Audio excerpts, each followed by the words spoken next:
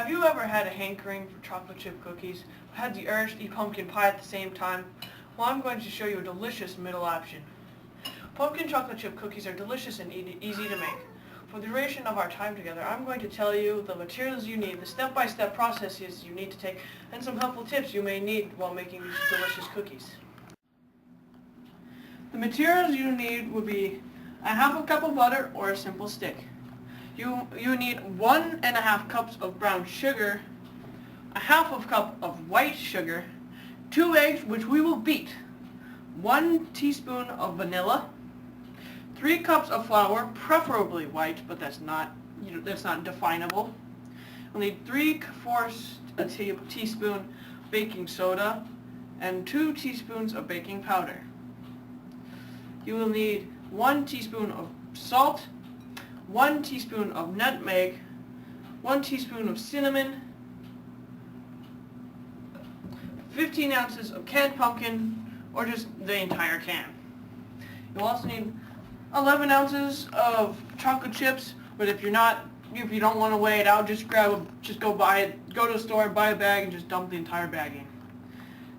You'll need you can put 3/4 of a cup of raisins in if you would like to, but that is optional. And so is half a cup of chopped nut meats. KitchenAid mixture would be nice to mix it all up if you want to be quick. To mix everything up, you'll need a spatula, a scooper, eggs, a bowl for your dry ingredients, and a bowl for your non-dry ingredients, as well as a cookie sheet and wax paper, as well as an oven set to 350 degrees. Now, let me tell you how to make it. First step we're going to need is to cream together our butter,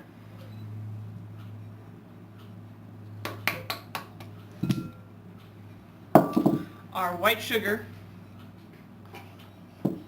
and our lovely tower of brown sugar. You may use a whisk if you'd like, but I'm going to use a pastry color because it was made to mix non-dry ingredients, plus it looks awesome.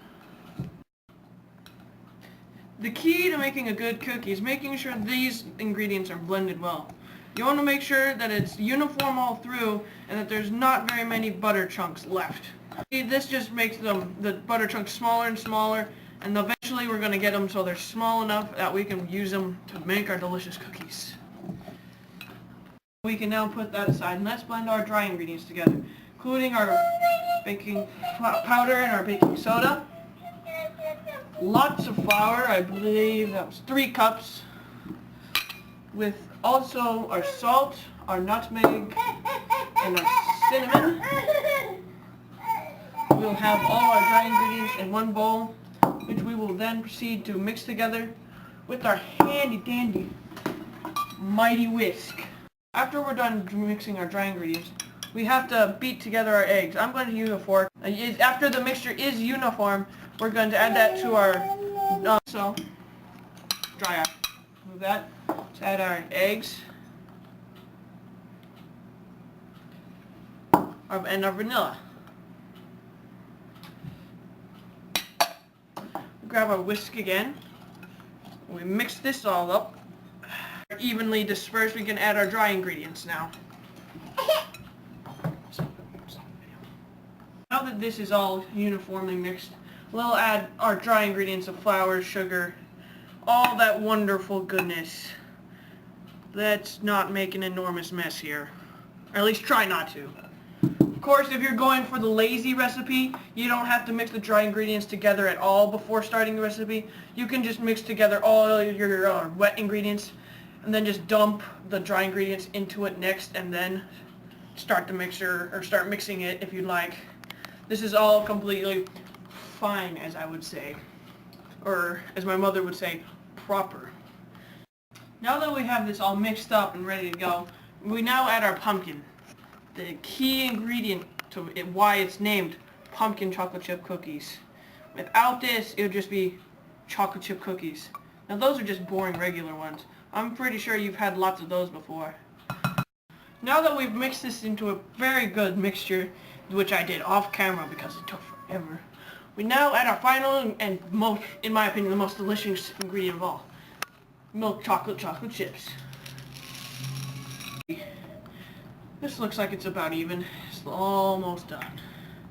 We can take this, stick it. Now we'll take our scooper and our wax paper. We'll put it on the cookie tray. And if you take this, you can scoop out 12 cookies and cook these for 15 minutes for 350 degrees. And stick these into the oven. All the materials you need, the steps to take, and some helpful tips you might need to make these cookies. I'll hope you like them.